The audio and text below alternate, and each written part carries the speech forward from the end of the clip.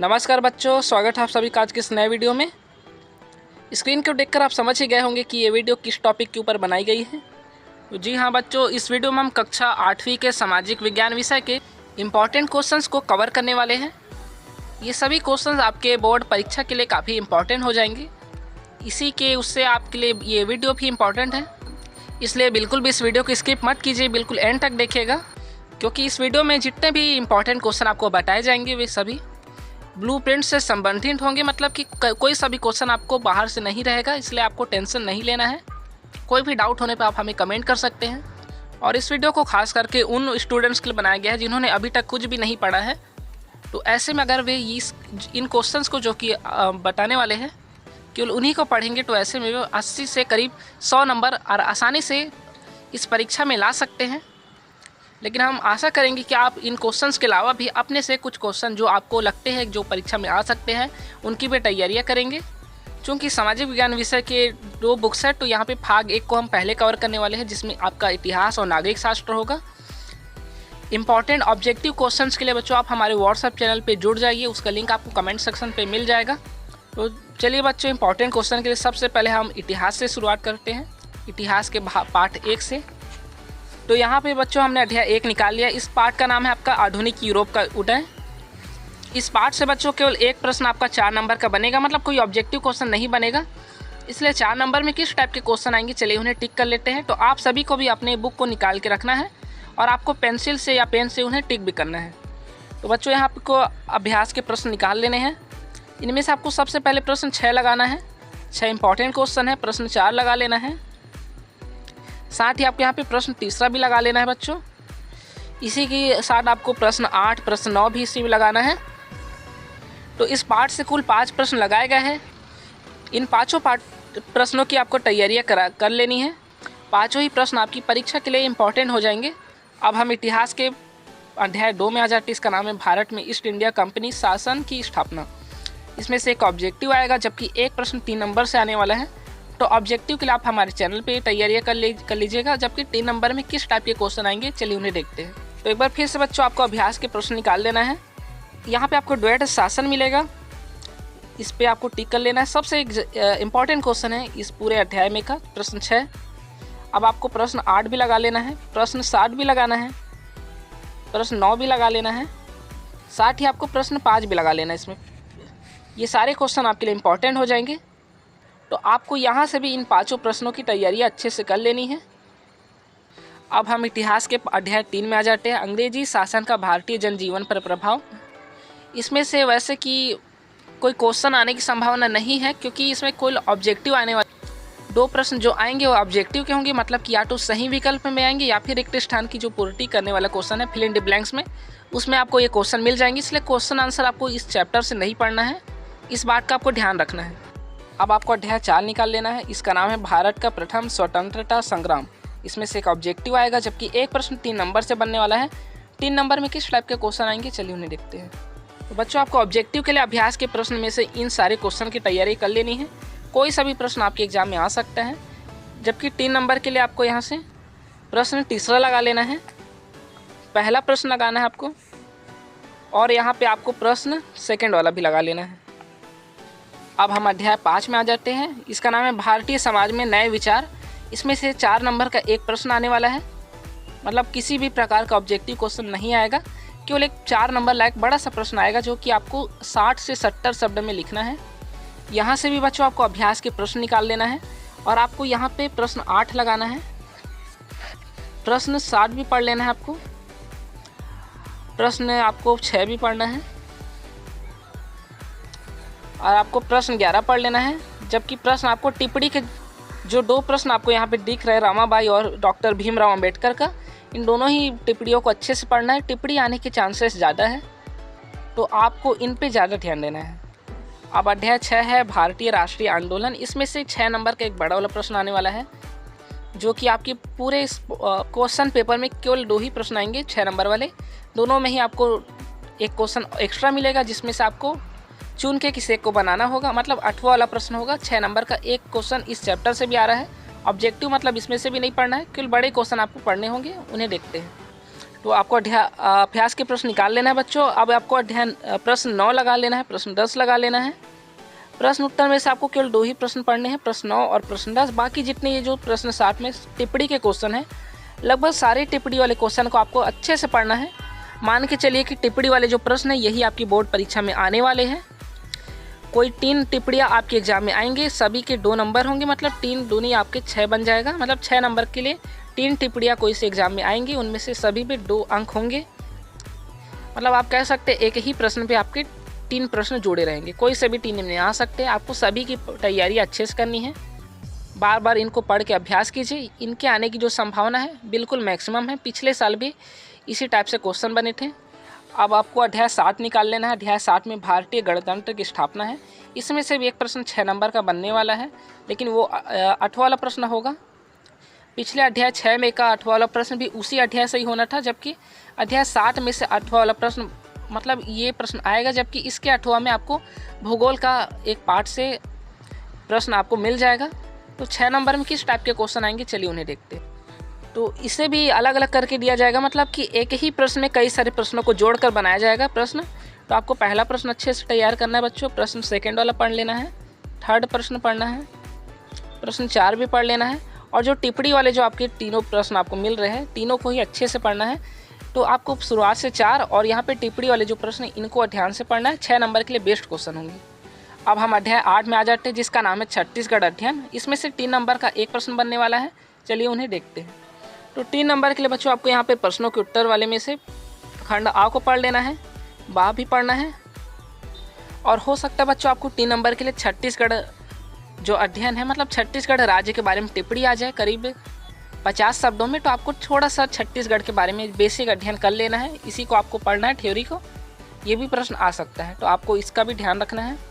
अब हम डायरेक्टली आ जाते हैं नागरिक शास्त्र में। इसका अध्याय 1 है, आप मीटा जानती हैं। इसमें से एक ऑब्जेक्टिव आएगा, जबकि एक प्रश्न 2 नंबर से आएगा। तो ऐसे में 2 नंबर वाले प्रश्न को आइए देखते हैं।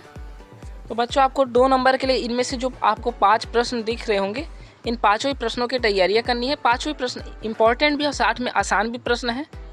कोई सा भी प्रश्न आपके ऑब्जेक्टिव में भी आ सकता है और आपके 2 नंबर के लिए भी आ सकता है। तो ऐसे में आपको सभी को ध्यान से पढ़ लेना है। अब अध्याय 2 है आपका हमारा संविधान, मतलब आवर कॉन्स्टिट्यूशन। तो इसमें से आपका 2 नंबर का एक क्वेश्चन बनने वाला है, ऑब्जेक्टिव नहीं आएगा। 2 नंबर के लिए कौन सा क्वेश्चन है, चलिए उन्हें देखो। तो आपको बच्चों पहले ही स्क्रीन पे आपको यहाँ पे ये मिल जाएगा प्रश्न 3रा वाला, 26 जनवरी को गणतंत्र दिवस क्यों मनाते हैं। इसको भी आपको पढ़ लेना है। अगर इसका आंसर आपको गाइड में या मॉडल पेपर में नहीं मिलेगा तो आपको कमेंट में इसी प्रश्न को लिखना है, हम इसका आंसर आपको प्रोवाइड करा देंगे, या तो कम्युनिटी पोस्ट में या फिर आपके व्हाट्सएप चैनल में इसका आंसर आपको दिला दिया जाएगा। बस आपको एक कमेंट करना है। और अभ्यास के प्रश्न में से आपको यहाँ पे ये वाला पढ़ लेना है, पहला प्रश्न। प्रश्न 5वां पढ़ लेना है ध्यान से आपको, प्रश्न 7वां भी पढ़ लेना है। बस इतने ही प्रश्न आपको तैयार करने हैं। अब अध्याय 3 निकाल लीजिए। अध्याय 3 का नाम है मौलिक अधिकार एवं कर्तव्य। इसमें से 3 नंबर का एक प्रश्न बनेगा। 3 नंबर के लिए आपको फिर से अभ्यास के प्रश्न निकाल लेने। इसमें से पहला प्रश्न पढ़ लेना है। इसमें से जो 2nd वाला है, 2nd वाला आपको अच्छे से पढ़ना है, क्योंकि जो 6 मौलिक अधिकार इस चैप्टर में बताए गए हैं उनमें से किसी एक के बारे में आपको टिप्पणी भी पूछा जा सकता है। मतलब किसी एक के बारे में आपको टिप्पणी लिखना होगा 50 शब्दों में। तो आपको ध्यान रखना है सभी 6 जो आपके मौलिक अधिकार है उनके बारे में आपको ज़्यादा नहीं लेकिन थोड़ा थोड़ा पढ़ लेना है। जैसे प्रश्न 3 भी पढ़ना है आपको, प्रश्न 4 भी पढ़ना है। ये सभी आपके उसी कैटेगरी में आएंगे जो आपको 6 पढ़ने हैं। और आपको एक प्रश्न 8 भी पढ़ लेना है। अब आपका आ गया अध्याय 4। इसमें ये आपका अब तक का सबसे बड़ा नंबर वाला चैप्टर है। इस चैप्टर का नाम है केंद्र की सरकार। इसमें से एक 2 नंबर का प्रश्न बनेगा, जबकि एक प्रश्न आपका 5 नंबर का बनने वाला है। ये अब तक का पहला प्रश्न है जो 5 नंबर में पूछा जाने वाला है। साथ ही बच्चों ये ऐसा चैप्टर है जिसमें छोटे प्रश्न से लेकर बड़े प्रश्न तक प्रश्न आएंगे। आपको ध्यान रखना है कि 2 नंबर में आपको इस टाइप के प्रश्न भी पढ़ लेने हैं जो कि थोड़े बेसिक टाइप के आपके एरिया के पास गई है। तो आपको थोड़ा सा इनका ध्यान रखना है, इस टाइप के प्रश्न पूछे जा सकते हैं। पहले हम 2 नंबर के लिए प्रश्न लगाने वाले हैं। तो 2 नंबर में आपको प्रश्न पहला पढ़ना है, ध्यान रखना ये 2 नंबर के लिए है। प्रश्न दूसरा 2 नंबर के लिए, प्रश्न तीसरा भी आपका 2 नंबर के लिए बनेगा। अब हम सीधा 5 नंबर वाले प्रश्न में आते हैं। 5 नंबर के लिए आपको प्रश्न 6 लगा लेना है, प्रश्न 5 लगाना है। ये जो 4 शक्तियाँ उनको आपको बढ़ा के 5 करनी है। प्रश्न तीसरा भी लगा लेना है, प्रश्न दूसरा भी लगाना है, ये सब 5 नंबर के लिए है। प्रश्न 60 लगाना है, ये भी 5 नंबर के लिए है। प्रश्न आपको 8 भी लगा लेना है। 5 नंबर के लिए हमने जो क्वेश्चन लगाए यहाँ पे सेकेंड, थर्ड, फिफ्थ, 6, 7 और 8, इनमें से प्रश्न फंसने की जो संभावना है बिल्कुल 100% है। मतलब लगभग 100% आपके प्रश्न इनमें से फंसने वाले हैं। बस आपको इन 6 प्रश्नों को अच्छे से प्रिपेयर करना है, मतलब आपके 5 नंबर बिल्कुल बन जाएंगे। अब अध्याय 5 है हमारी न्याय व्यवस्था। इसमें से एक ऑब्जेक्टिव आएगा, जबकि एक प्रश्न 2 नंबर से बनने वाला है। तो ऑब्जेक्टिव के लिए बच्चों आपको यहाँ पे ये 2 प्रश्न पढ़ लेने हैं, और 2 नंबर में किस टाइप के क्वेश्चन आएंगे उनके लिए आपको यहाँ पे वकील, मजिस्ट्रेट और जो पुलिस लिखा है इनके आपको कार्य बताने हैं। तो आपको कोई 2 कार्य इनके पढ़ लेने हैं। ये 2 नंबर के लिए बेस्ट क्वेश्चन होने वाला है। जबकि आप चाहें तो इनमें से आ, बा, सा तीनों पढ़ सकते हैं, तीनों का पढ़ना है, लेकिन आपको बिल्कुल डिटेल से नहीं पढ़ना है। केवल आपको संक्षेप में इसका आंसर लिखना है, करीब से करीब 25 से 30 शब्दों में, या फिर आप 2 से 3 लाइनों में इसके आंसर को लिखना है। बड़ा आंसर है तो आप इसे शॉर्ट करके पढ़िएगा। साथ में आपको इन अंतर को भी पढ़ लेना है, कोई 2 अंतर आपको इनमें से तैयार करने हैं। अब हम अध्याय 6 में आ जाते हैं। अध्याय 6 का नाम है कर, मतलब टैक्स वाला चैप्टर है। इसमें से भी एक ऑब्जेक्टिव आ रहा है और एक प्रश्न 2 नंबर से आ रहा है। ऑब्जेक्टिव के लिए फिर से आपको एक बार इन सभी प्रश्नों को पढ़ लेना है, जबकि 2 नंबर के आपको बच्चों प्रश्न पहला, दूसरा और प्रश्न आपको 5वां और 6वां तैयार करना है। मान के चलिए जो आपके प्रश्न है 2 नंबर वाले इन्हीं में से आने हैं।